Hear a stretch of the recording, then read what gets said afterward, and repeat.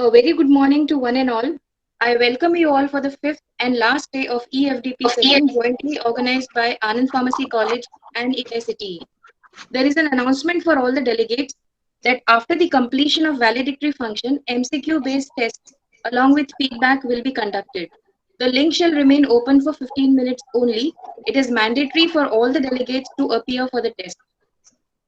Throughout the week, we witnessed many learned personalities from different backgrounds who shared their thoughts and ideas about innovation in pharma, right from unleashing the potential, innovative packaging systems, novelty in routes of administration and storage, computer aided drug design, formulation development in generic pharma, IPR, 3D printing, design thinking and research, ideas and conceptualization, prototyping and testing, novel design in clinical, drug repurposing, and patient friendly dosage form.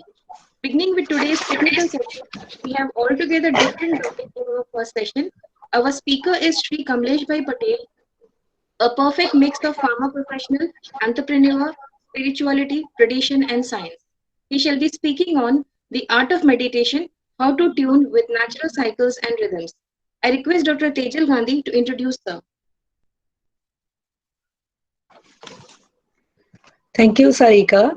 Very good morning and welcome to all to this EFDP program organized by Anand Pharmacy College and AICTE. Uh, I would like to welcome respected Honorable Shri Kamlesh Patel, affectionately known as Daaji, all my dear pharmacy colleagues from different parts of India, members of Heartfulness Institute, and all teaching and non-teaching staff members of Anand Pharmacy College. I would also like to welcome my dear students who have joined us through different platform due to limitation of Google Meet platform of 200 participants only. So I again welcome all of you to this EFDP program. First of all, my heartfelt thanks and gratitude on behalf of Anand Pharmacy College and Shri Ram Krishna Seva Mandal to respected Daaji for accepting our invitation to deliver a talk and having taken time out from his busy schedule.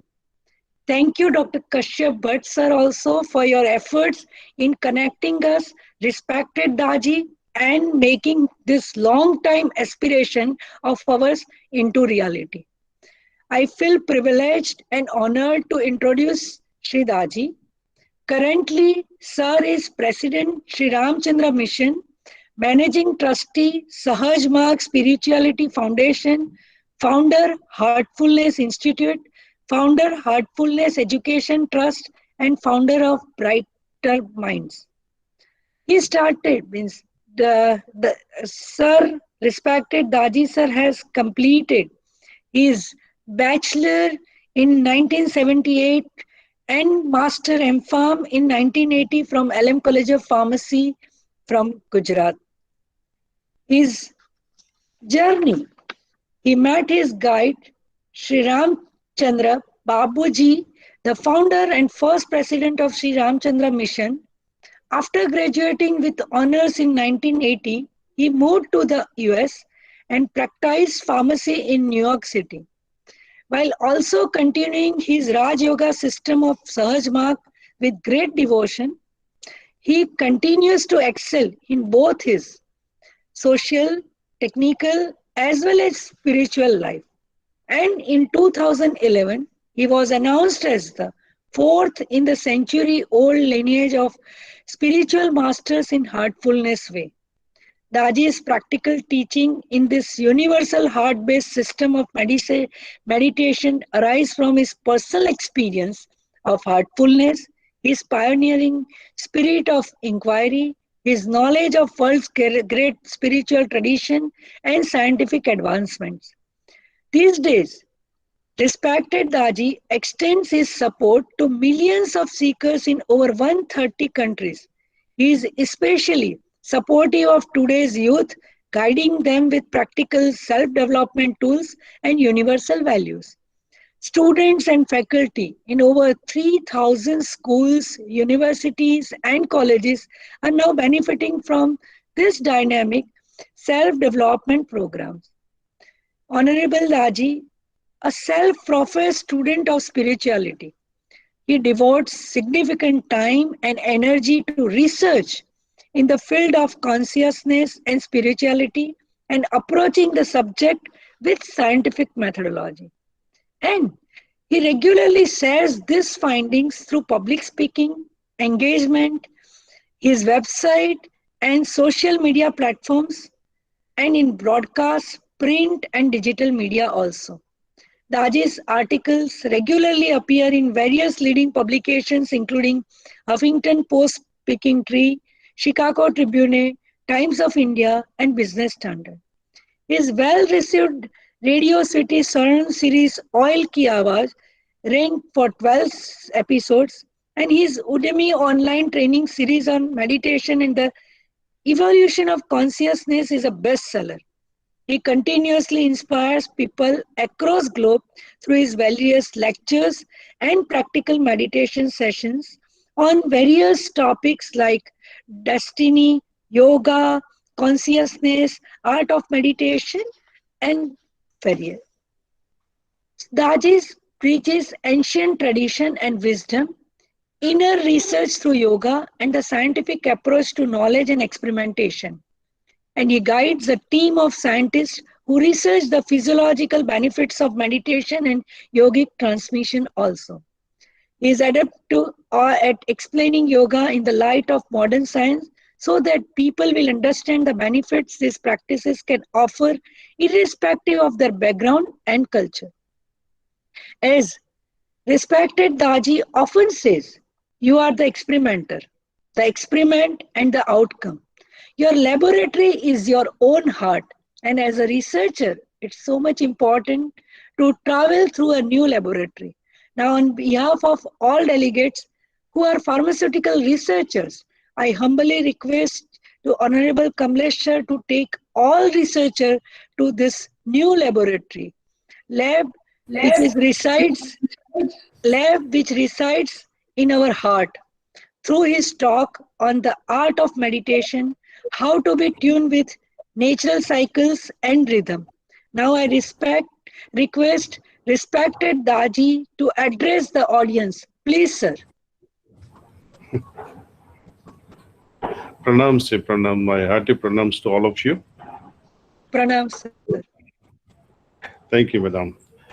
My special heartful thanks to Shri Patel, President of Shri Ramakrishna Seva Mandal Trust, Madam Srimati Jyotsna Ben Patel, Dr. Tejal Gandhi, Principal of Anand Pharmacy College, our dear friend Dr. Kashyap Bhatt, and few special guests invited from United States like Dr.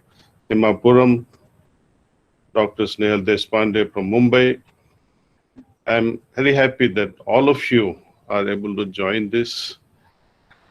Somehow yoga meditation has become a subject that is relegated to later part of our life, unfortunately, you see. Despite of my career so much involved in spirituality right from the year 1976 when I was in third year of pharmacy college. Now when I have to sit and meditate for longer hours at the age of 63 now, it becomes very difficult. Imagine if I had relegated to my past life, future life, that after 60, after I'm retired, I'll meditate. What to do? I can't even lift my granddaughter. I can't even sit properly. How are you going to meditate in your later age? So my request to you all is don't postpone something so vital for which we have taken a birth. Lifelong goal, life's only purpose is to evolve. And evolution is only through the consciousness. Consciousness, evolution will make sure that we have achieved the goal of our life. It's not only about God realization. God is brought into the picture as a temptation perhaps, or in many religion, God is used as a fear, some object. We have to be fearful of God.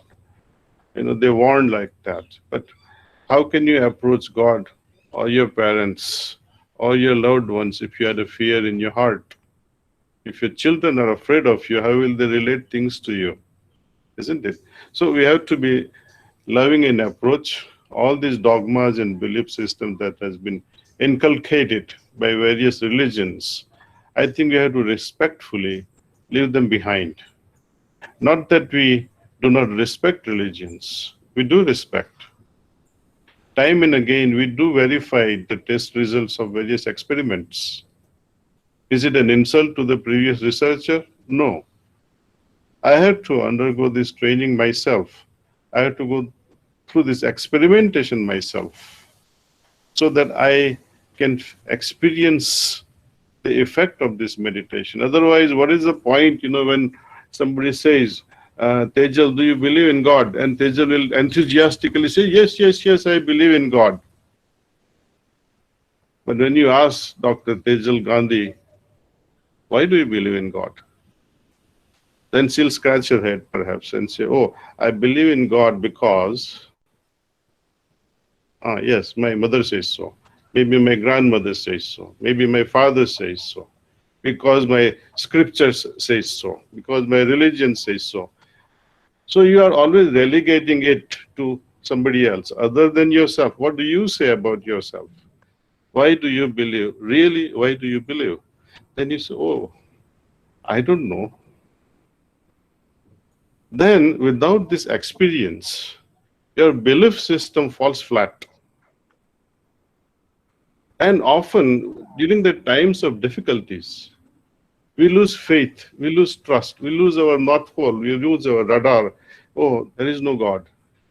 It is precisely because we have borrowed belief system from others.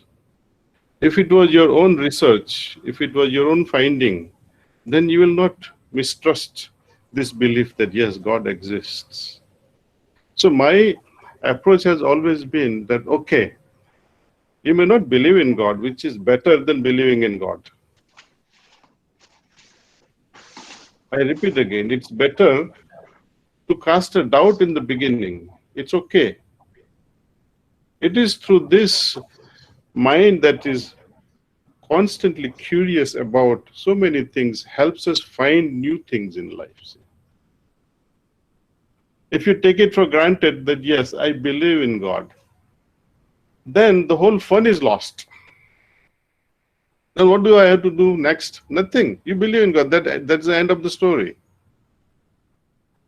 Just as I often give this example of currencies, international currencies, rupees versus dollar or dollar versus euros or euro versus rupees.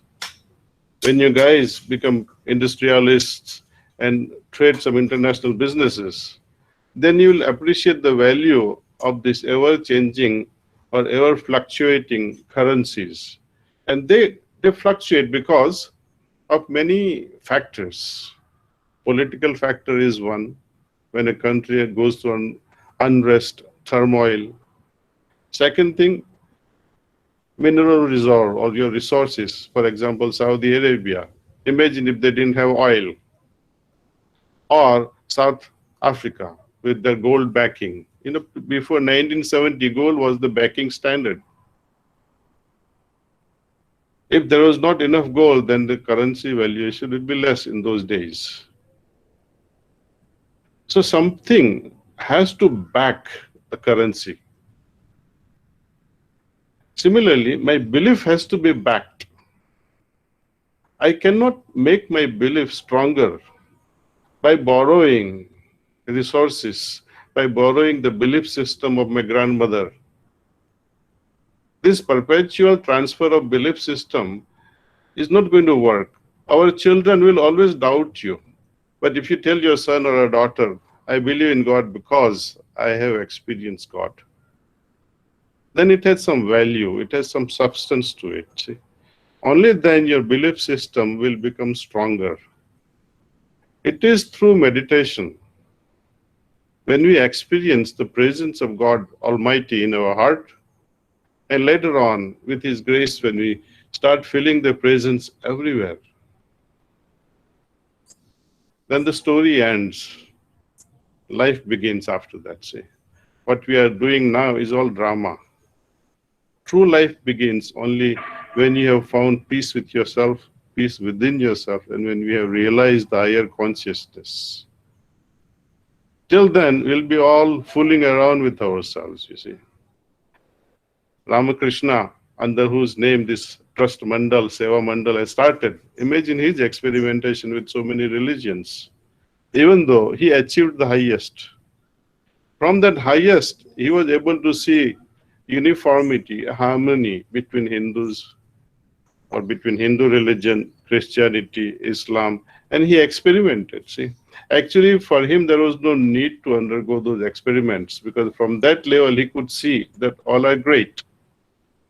Imagine Lord Krishna has to visit planet Earth once again and evaluate what's happening here in the name of Lord Krishna, or if Prophet Muhammad has to visit and see what's happening in under his name,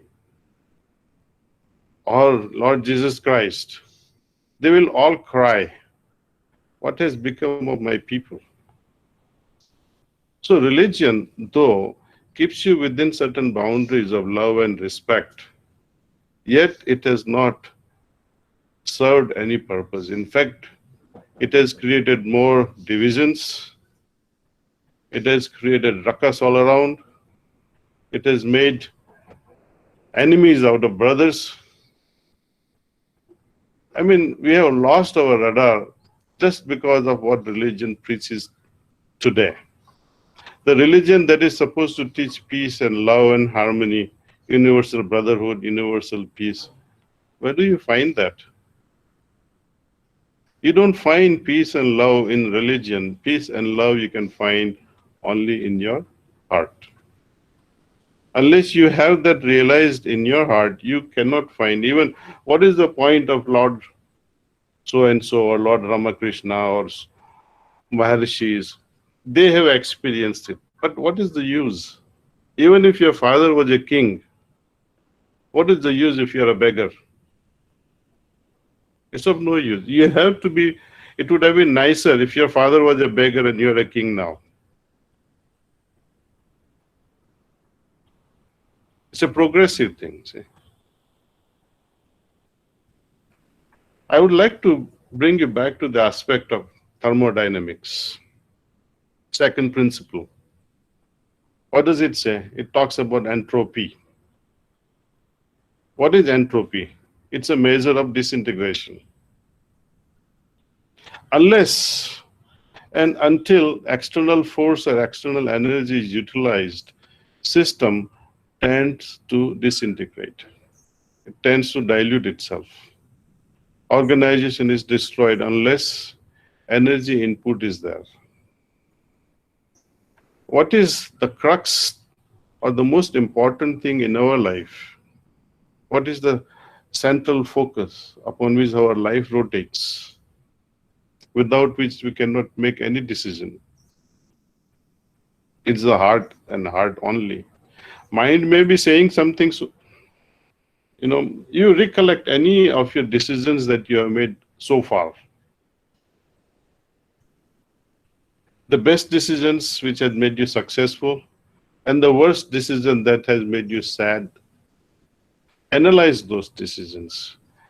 Precisely in all cases, you became sad and unhappy because you did not listen to your heart. Take a pause and analyze your successes and failures. Your success has always been either by fluke or accident, or you followed your heart. But pain and unhappiness was always because you did not listen to your heart.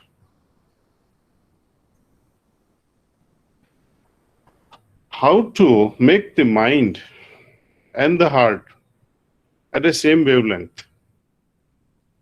That is going to be our experiment, and that is going to be our training. Often heart says something and mind says something else. When the heart is pure, heart is in the right place, then energy input that would be required will be less and less. So we are moving against the entropy when we meditate. When we meditate, energy input will be lesser and lesser because your heart will become clearer and clearer. It is when you are confused that you have to use more and more energy to make things right. It is only when things are wrong, to correct them, you have to invest more and more energies. In relationship also, when relationship curdles and goes wrong, or you have lied to your spouse or your boyfriend or girlfriend, what happens then? To correct that thing, so much of energy will be invested. You'll perhaps buy gifts, perhaps buy expensive gifts like cars, just so that your relationship can be improved. So much of, but if you, yeah, if your heart is purer, why would you make a mistake in the first place? See, the goal of every heart, whether it is a small insect or animals or human beings, we all like to have comfort and happiness. All our efforts are geared in this direction to find happiness all the time. Permanent happiness, there is nothing like that at all. That will ever be a permanent happiness. But there are states through yoga, they call it Sat Chit Anand, which are possible.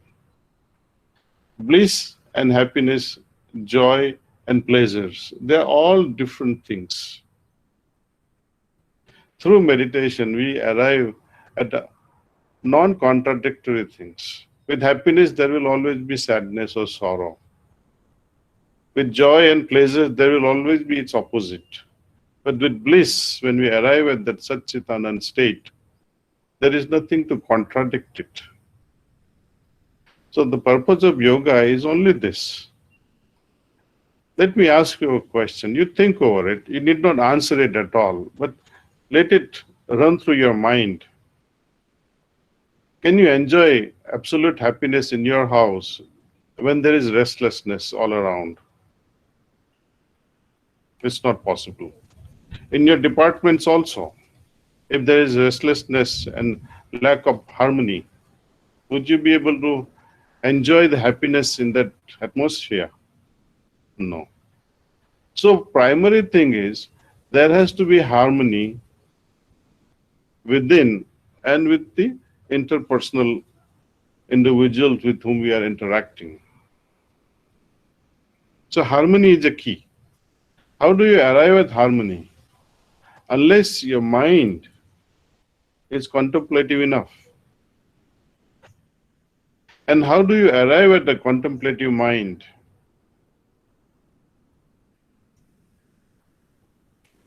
Contemplation requires a lot of focus. And how do you arrive at a focused mind? Unless your mind is regulated, you cannot have a focused mind. And this regulation of mind is possible only through dhyana, only through meditation. So that's why our sages, from time immemorial, they're advocating this simple practice of meditation. Even if you don't believe in God, you can still meditate. It's not necessary that I have to believe in Lord Krishna, or I have to believe in Allah, or I have to believe in Lord Jesus. No. Meditation is a mental process which becomes heart-based, and later on it becomes oriented toward your own soul. We can tackle this process of meditation from so many angles actually. But to cut the whole story short, I will walk you through this process. It's a very simple process, and that's why this path we are offering to you is also called Sahaj Marg, because it's very Sahaj, very simple path. I would help you with relaxation first, where you can physically and mentally get relaxed. It will take about 3 minutes. Afterward, we'll get into meditation. I'll walk you through this process of meditation also. Heartfulness practices involves multiple things, not only relaxation and meditation. but it involves also the removal of samskaras, or what we call karma phalas. Many of us are interested in how to get rid of the guilt that I have accumulated over years, or something that I have done in my past which is haunting me and I don't like it. How to get rid of all these things. And we continuously go on building these karma phalas, or fruit of our action. In Hinduism, it is simply called samskars. And it is because of these samskars we take life forms, life after life. Unless and until these samskars are gone completely, the future will always exist. In order to undergo the effect of bad karmas, you are reborn. Similarly, you are born because of your good karmas also, which nobody thinks. My Guruji used to say, आप लोहे की સાંકળથી બંધાયા હોય કે સોનાની સાંકળથી બંધાયેલા છે, બંધન તો બંધન જ છે.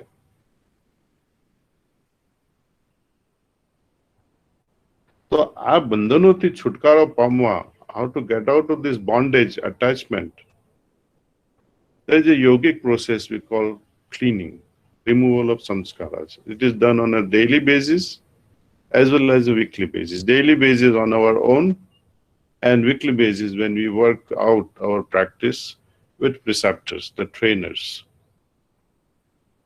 And once in a while when we meet Guru, he also does the sanskara removal. At the same time, he gives us another elevated approach of consciousness when we are face to face with the master.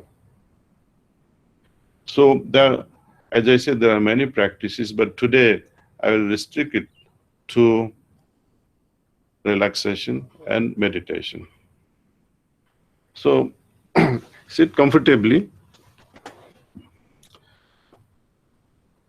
Gently, please close your eyes and have your attention towards your feet.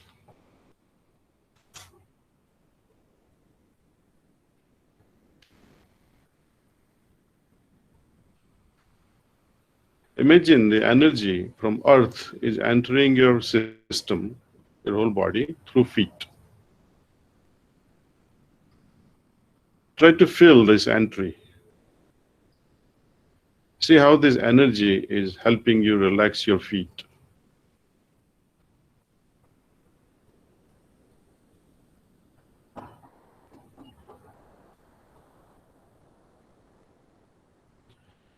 Allow this energy to move upward to your ankles, lower legs, and calf muscles.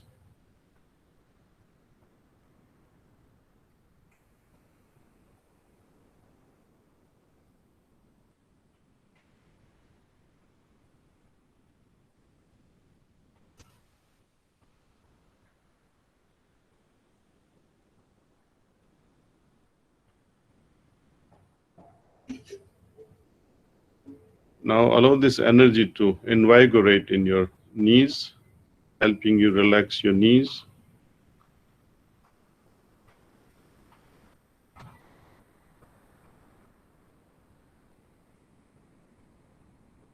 Now let this energy move upward into your thigh muscles.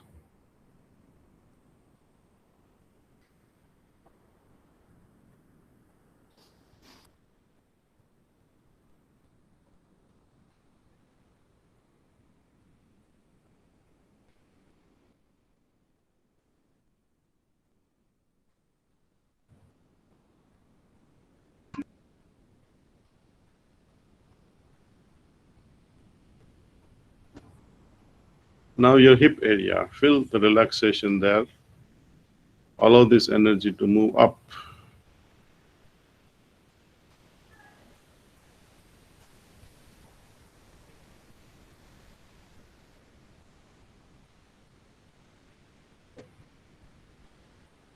Now allow this energy to relax your entire back.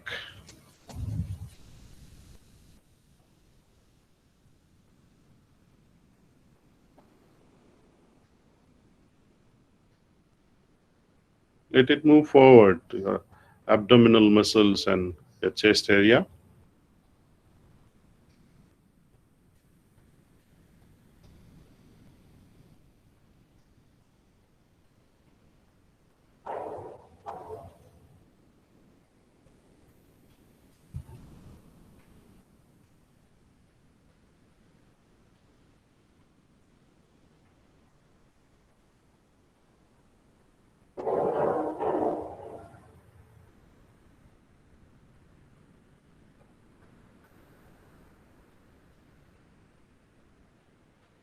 Let this energy now move into your shoulders.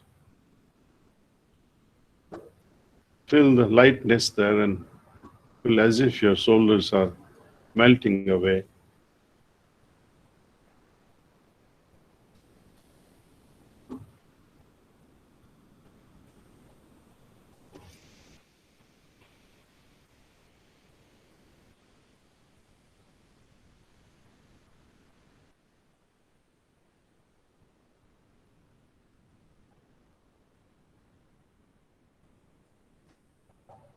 Allow this energy to descend into your arms, relaxing your biceps, your elbows, and lower arms.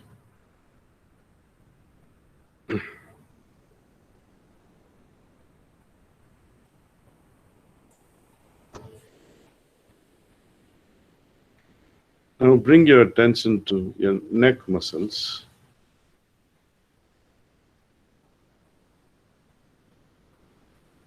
Feel the relaxation and lightness there.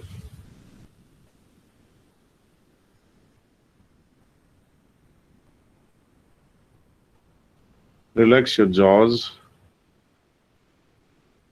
Drop your jaw if you have to, allowing your tongue to float in your mouth.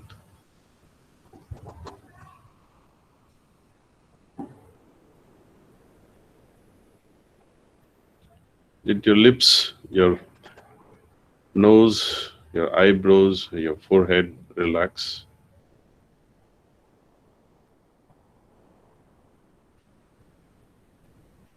All your facial muscles are relaxing.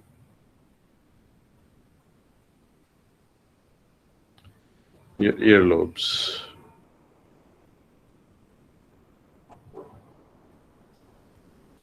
And now top of your head.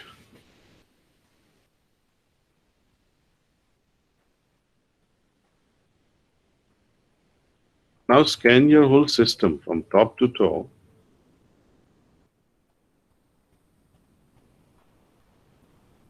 See if there is some heaviness or tension. You can revisit that area. Allow this energy to do job.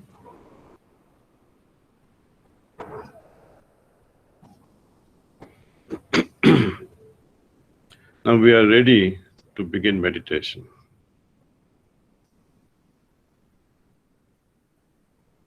During this next 15 to 20 minutes, we'll have our attention focused towards the heart with an idea that divine light, Nur-e-Ilahi,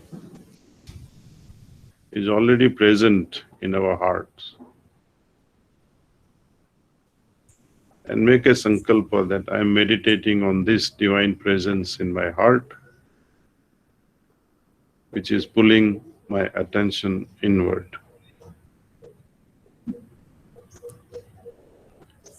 During this time, I will be transmitting to you what we call pranahuti. With God's grace, I hope you will be able to experience the impact of pranahuti in meditation. So, process is simple. Focus on the presence of divine light and wait for this pranahuti to do its job. Thoughts do arise, let them come and let them go. Remind yourself at that time that I am meditating.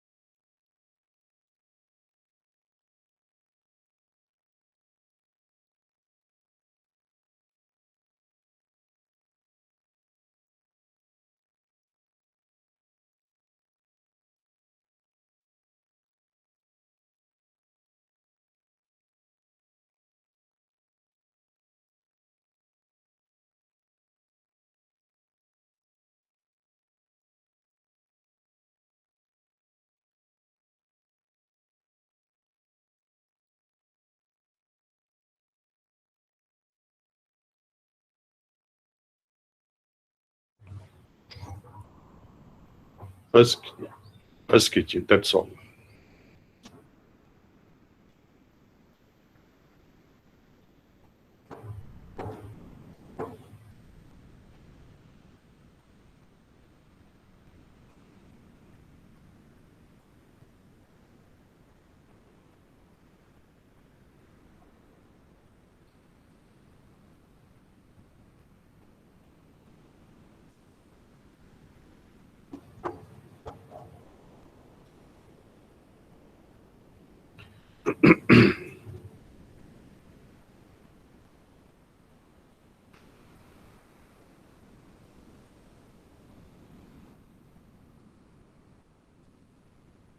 So you see, the process is very simple.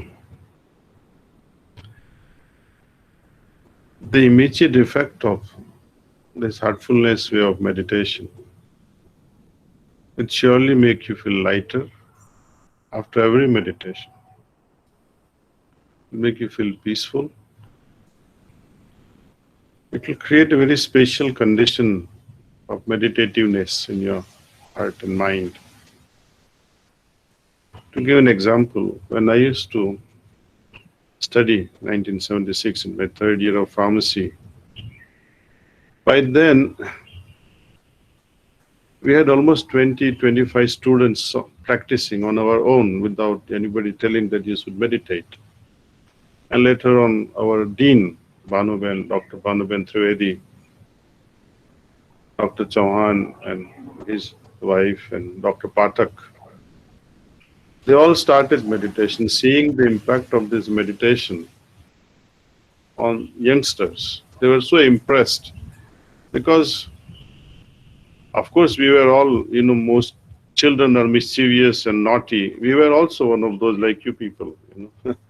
Students were full of joy, happiness, at the same time very academic oriented, at the same time spiritually oriented, not missing even one single movie that goes on in Ahmedabad. See, we saw everything. We had a lot of fun. And when, despite of all this extravagant external life, yet able to score well, our professors were very impressed. And they say, okay, let's see what is good in it. And they all started, most of them started.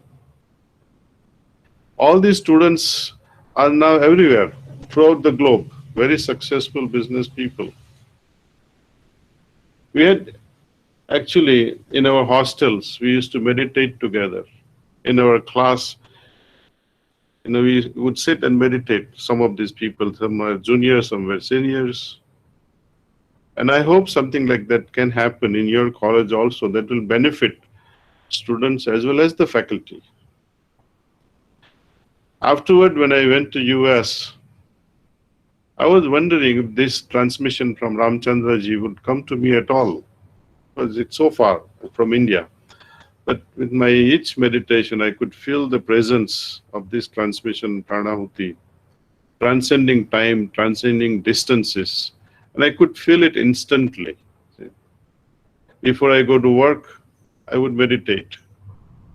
I come back home and I would apply that method of cleaning after coming back home.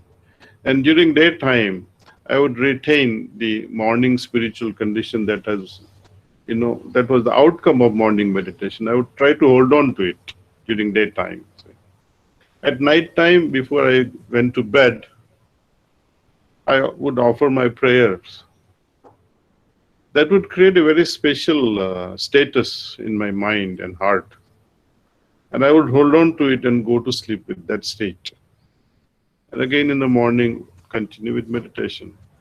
In fact, my M.Pharm thesis, for 2 years I struggled without any conclusion. But one fine day in the morning, the guidance came that this is unexpected, but this is what it should be. I will tell you briefly what it was all about, so you can appreciate the beauty of meditation. My thesis was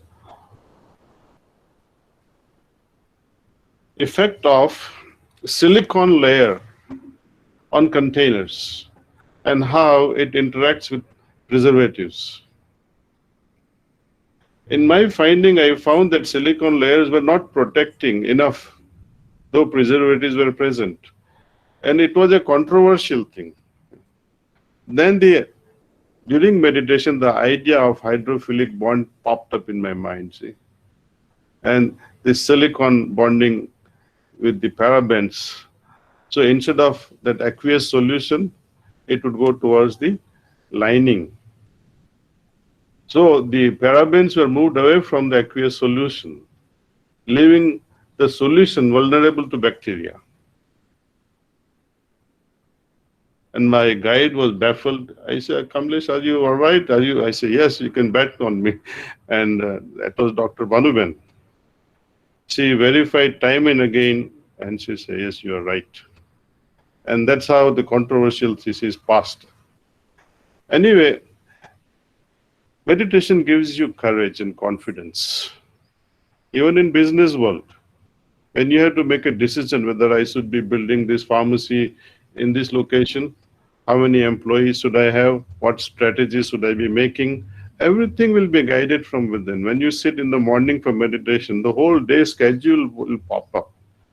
And first thing that will strike to you in that meditation would be what not to do, whom to avoid meeting. There's nothing wrong in avoiding meeting. If you know in your heart that it's not worth meeting this person, discard him. So you'll save a lot of time and energy.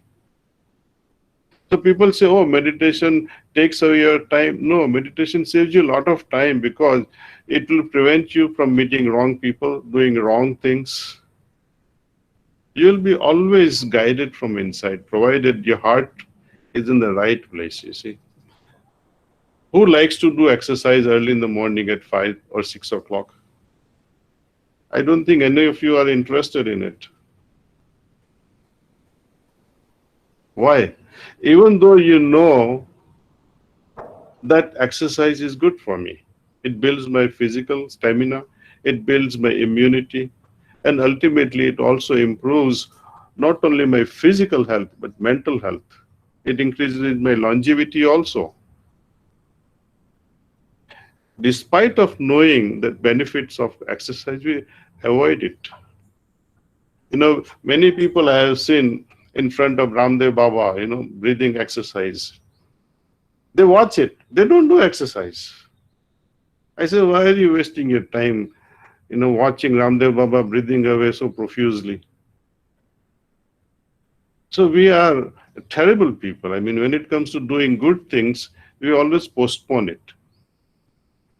Entropy, we go against all these things, you see. Entropy is all about that energy input, and wherever energy input is required, we shy away. I say, not me. I'm not interested in exercise. I'm not interested in doing extra work. I'm not interested in doing meditation. I'm not interested in eating right food. Everybody likes junk food. Pastas, French fries, all junk food. When you tell them eat some sprouts, green juice, no way. Fresh fruit juice, maybe. So this tendency to choose against your will and desire, something which is evolutionary, we seem to avoid all these things, unfortunately. So my request to you is, even though meditation may appeal to your heart, you might shy away and say, oh no, it's not for me. Please don't let your heart fool you. There will be many temptations coming on the way. There will be many things that will say, oh, I had this thing to do, I have that thing to do. When you have multiple choices, that becomes a problem. When you're a young marriageable in age, and there are half a dozen offers coming to you. Your father has brought 6 offers, 6 grooms. Whom would you marry?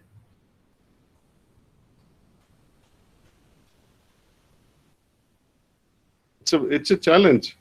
When you have a job offering, 3 jobs available, which job will you take?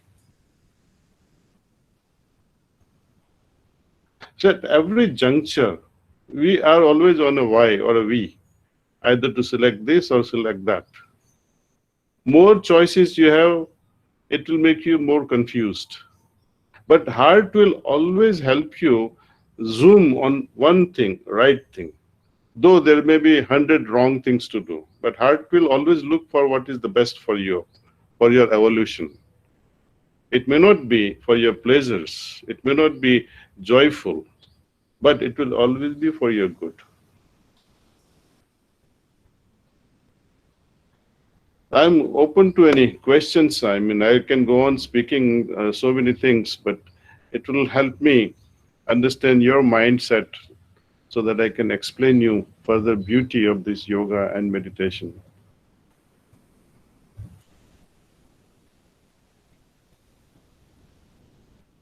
Can I ask one question, sir? Yes, Dr. Tejal Gandhi. Yeah, in initial phase, it's very difficult when we are doing work in a when we are giving some solution, or we can say decision. It's very difficult when we are evaluating it is coming from heart or mind. How we can differentiate this voice is from heart or mind? It's very simple. I give you a small example. You're wearing these reading glasses. Sometimes you forget that the glasses are on your face. And then you realize, oh, I'm not able to read properly or see properly. Likewise, your hearing abilities. If you're hearing well, will your heart give you a signal that, wow, congratulations, Tejal, you are hearing well? No.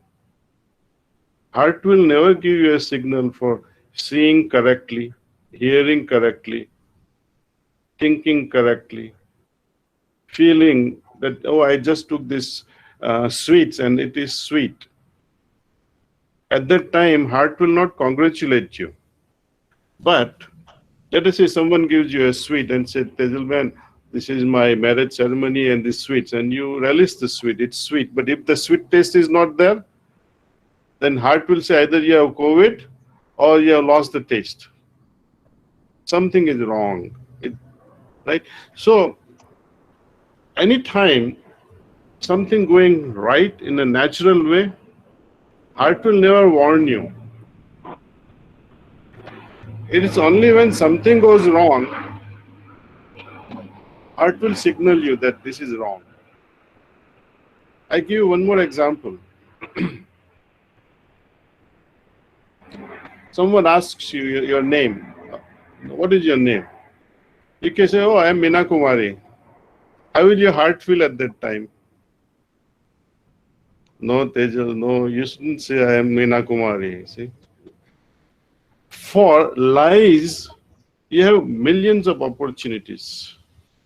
For truth, you have only one. That I am Tejal. That is all. Whenever something unnatural is going to happen or something which is wrong, out of line, your heart becomes heavier. It pounds faster. Imagine those people, who are coming home late because they're doing wrong things. Your 16-year-old boy or a girl comes late home at 12 o'clock in the morning and you ask, oh, why are you late? What will happen to that person's or boy or girl's heart condition at that time? Dadang, dadang, dadang, dadang, it will beat faster and heavier. So heart always gives signals until you fool yourself and say, okay, keep quiet. You can still go out tomorrow and come at 1 in the morning, see. So we somehow learn to live with lies. And when we continuously keep on doing this, your heart, the voice of your heart becomes feeble, lesser and lesser, lesser and lesser. So more we use it, more strong you become. Thank you, sir. Yeah. Thank you. Sir, I have one question. Many times, whatever is right for us may be wrong for others, and vice versa. So, And many times we sway away with the opinions of other people. So in that situation, what should we do? Refer to your heart. As I said, you reflect on the decisions you have made so far. How old are you? You need not say it, but say you are 25 perhaps, and or 23. Decisions you have made so far, reflect on them. All the bad decisions that you have made and made you unhappy, or the good decisions that you made, how, under what circumstances you made those decisions, what was your heart speaking at that time. Analyze it.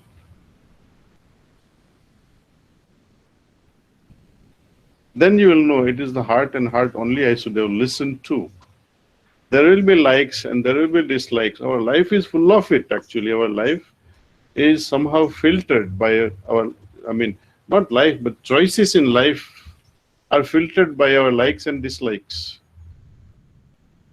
Constantly. Even for useless things, you have labeled things that I like it or I dislike it, I don't like it. I give you a small example. If you are taking a flight or in a train or in a bus, and you are sitting on the front seat perhaps, and you see a person entering, one passenger, second passenger, third passenger. Oh, his or she is good looking. Another person, oh, she's carrying too many bags. In your mind it goes, oh, I like this person, I don't like this person. Similarly, in a restaurant, I like this, I don't like that. I like this, I don't like that. Constantly, without our awareness, we keep on filtering likes and dislikes. And all these likes and dislikes create a filter in our consciousness. More likes that we have about something, we tend to think in that direction only, because your neural pathways are now geared towards one particular way. See, who knows, one day again we might meet and we talk more about neurophysiological aspect of meditation. See, and every time, let us see, when you make a right decision, there will be serotonin surge. Whenever you make a wrong decision, there will be cortisol and adrenaline rush. This can be measured. It can even measure this good decision, bad decision through EEG. See, whenever wrong decision is being made, your heart will, pump differently. The electromagnetic field, which is measurable by EEG, will also change the field. It will go more into beta mode rather than gamma or delta mode. And we have done a lot of research on this consciousness shift. To brief some of you who may not be familiar with EEG, each thought, nature of thought, creates electrochemical reaction in our mind, in our brain. Yeah. This can be measured. This field is always changing. If you measure electromagnetic field change in a 3-year-old or a 4-year-old child, that field will be more than 30 hertz per second. With adults, it will be less than that. If you are reading a book under a tree, or if you are with your loved one, sitting quietly on a riverside or a seaside, just saying nothing, quietly holding hand of your beloved, your mind will be extremely peaceful and calm with gamma waves. When we are about to go to sleep, the mental activities are reducing slowly and slowly. We go into a dream state and later on into a delta state where there is a deep sleep state. And in this deep sleep state, the hertz wavelength is between 0.5 to perhaps 0.3 hertz per second. In meditation, if somebody had measured your EEG at the moment when you were meditating, it would have mimicked the delta, though you are not sleeping. So meditation does provide a tremendous rest to your mind. In yoga and many ancient literature, this delta wave is known as Turiya spiritual condition or a Turiya state. See? All this can be measured. We had done experimentation with people who have never meditated, but in the very first session of meditation, they will get into a delta mode within 5 minutes. Per contra, there has been other paths, other system of meditation where they did measure, but the measurement was only for those people who had on their credit about 10 to 15,000 hours of meditation aggregated in their lifetime. That means they are expert meditators. And they would, 70 to 80% of them would get into delta mode after about 20 minutes or so, and some may not be able to get into delta mode at all. So this particular meditation, if you have to compare it, that if I give Dr. Rana the same meditation, okay, you practice this meditation, but without transmission, which I told you about, or pranahuti, and we hook up Dr. Tejal and give her transmission during meditation, both will be different. Both are measurable. The effect of transmission can be measured. It will increase dopamine levels, it will increase serotonin levels, it will also increase endorphin levels, it will reduce cortisol level, and after 2 months or elongated period, maybe 2 years, 3 years, you will be able to see the density of gray matter in our brain. Even till today, we understand the role of white matter, but the role of gray matter is not well understood so far. If any of you know the role of gray matter, please write to me, Kamlesh at heartfulness.org. I will really appreciate it. But we have measured in Copenhagen University, almost 30 of our meditators who have been meditating for more than 20 years. The scientists, they found unusual amount of density in gray matter, and we still cannot figure out why. And what is the role of gray matter in neurophysiology of our existence? Similarly, a lot of research can be done on cleaning process. What happens during the cleaning? I'm not talking now of heartfulness way of cleaning, but during sleep, what happens? The brain doesn't have a lymphatic system, as you know. The whole body has a lymphatic system, but this brain doesn't have a lymphatic system. How does it get rid of the toxic waste that it builds up all the time? During sleep, the intercellular space expands. During deep sleep, the space between interstitial cells expands, through which the toxins are removed. Not only that, there is a special process they call synaptic pruning. This synaptic pruning is all about getting rid of certain synaptics, linkages that are built. But if the system finds that this is useless bridge that I am building, it destroys it. This is called synaptic pruning. And when that happens, a particular protein, the saturation level goes down. So this is what happens during our deep sleep level. So people who are not able to enjoy good sleep at night, the toxin removal is compromised. And because of that, you remain irritable next day. Your decision-making ability also gets reduced when you lack sleep. So when you have 2 or 3 hours of less sleep in the night, your face, anybody can watch it from a distance. Oh, this person इसके साथ आज पंगा नहीं लेना है, दूर रहो उससे, आज वो सोया नहीं लगता है. And most accidents, vehicular accidents, are also because of this lack of sleep. They sleep on their wheel. A lot can be said about role of this neurophysiology and how meditation, even though you may not have slept, but few minutes of meditation can help you regain your balanced state.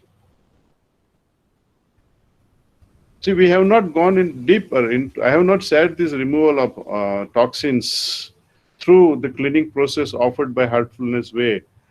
But you guys, if you like, you can take up the research, and we'll cooperate with you in whatever way you like. We'll send preceptors like, Dr. Kashyap.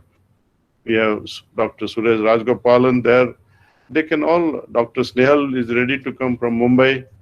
Our doctor from York University, city called York in Pennsylvania. Raise your hand, doctor. Okay. Is there, he can partner with you all. He's doing a lot of research on sleep levels, how pranahuti or transmission helps sleep better, how it removes stress in a professional life. He can walk you through so many aspects later on after this program is over. You guys can partner with Dr. Dimapur with York University Hospital. So there are a lot of things that we can do.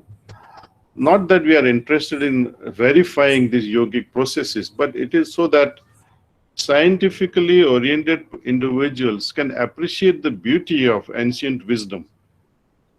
And youngsters, when they do these experiments, then they will also be motivated that yes, there is something worth implementing in our day-to-day life.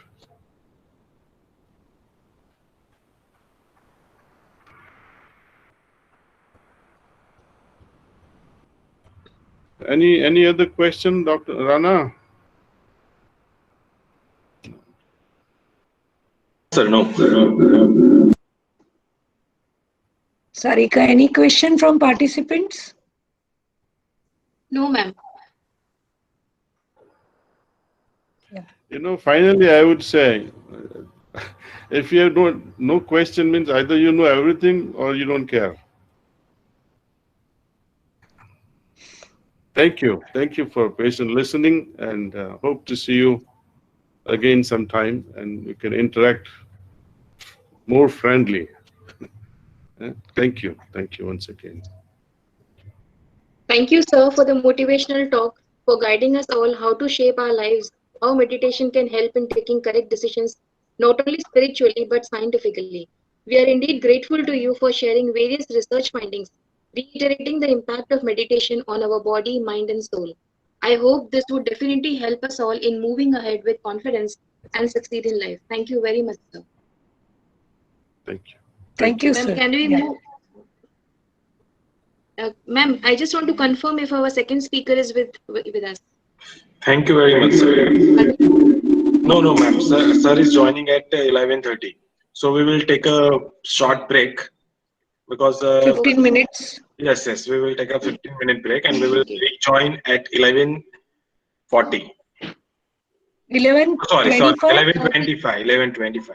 25. Yeah. We will join at 11:25. All the delegates, please, are requested to please join at 11:25 again. Thank you, Kashyap, sir.